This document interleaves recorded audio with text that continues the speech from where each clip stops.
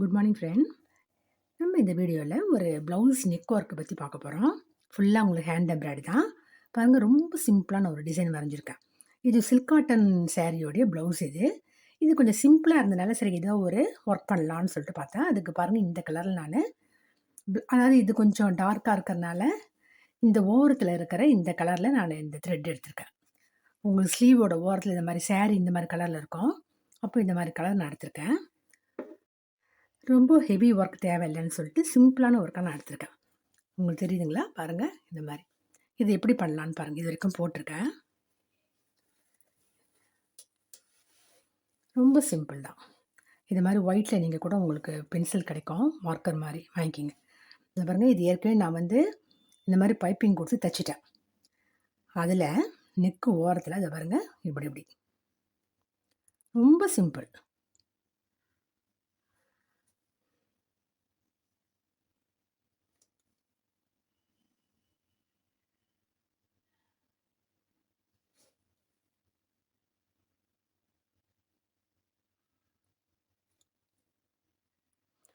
ஃபுல்லாக button whole stitch embroidery தான் நான் பண்ண போகிறேன்.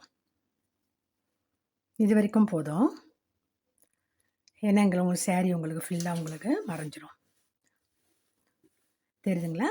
ஃபுல்லாக பேக் நெக் ஃபுல்லாக உங்களுக்கு வந்திருக்கும். அதே மாதிரி முன்னாடி கொஞ்சம் அளவுக்கு வந்திருக்கும். இப்போ நம்ம இந்த எம்ப்ராய்டரி எப்படி பண்ணலாம்னு சொல்லிட்டு நம்ம பார்க்கலாம். பாருங்கள், இதுதான் பட்டன் ஹோல் ஸ்டிச்னு சொல்கிறோம் இல்லைங்களா? அதுதான்.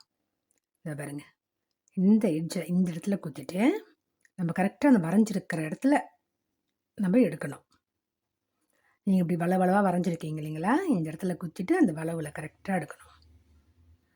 நீங்கள் ஷேப் மாறக்கூடாது. கரெக்டாக வரைகிறது தான் உங்களுக்கு இருக்குது. அதே சமயம் நீங்கள் தைக்கும் போதும் அதை பார்த்து தைக்கணும். பாருங்கள், நான் ரொம்ப கிட்ட கிட்ட கூட தைக்கல. இப்படி இருந்தாலே போதும், பார்க்குறதுக்கு நல்லாவே இருக்கும். பாருங்கள், நம்ம வரைஞ்ச ஷேப்புக்கு அப்படியே அது கொண்டு வந்துடணும். அது வரும் அப்படியே.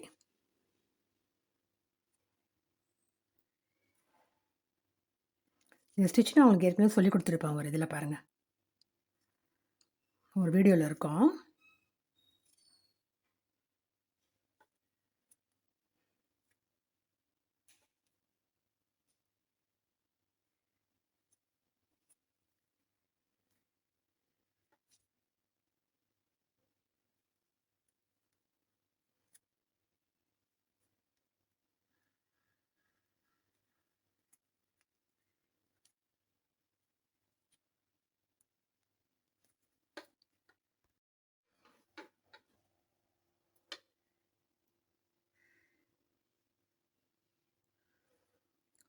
பாருங்கள், இதே மாதிரி தான் நம்ம எப்படி வரைஞ்சிருக்கோமோ அந்த ஷேப்லேயே அந்த டிசைன் வரும்.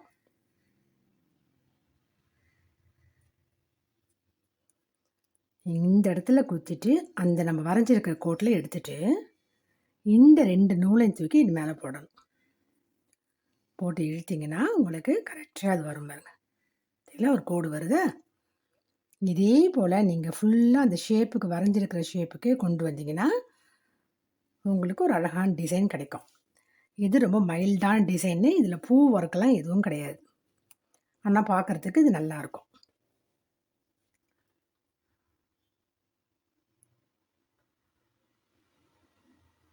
இது ஃபுல்லாக போட்டுட்டு பாருங்கள், ரொம்ப அழகாக இருக்கும் அந்த டிசைன்.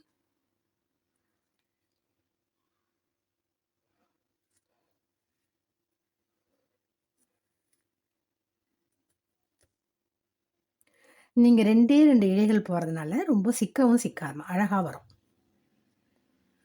4 இழைகள்லாம் போடும்போது தான் உங்களுக்கு அந்த சில்க் த்ரெட் ரொம்ப உங்களுக்கு சிக்க ஆரம்பிக்கும். நம்ம சில்க் காட்டனாக இருக்கனால நம்ம சில்க் த்ரெட் தான் அதுக்கு யூஸ் பண்ணணும். சாதாரண காட்டன் த்ரெட் யூஸ் பண்ணால் அவ்வளோ நல்லா இருக்காது, பார்க்க ஷைனிங்காக இருக்கும் அது.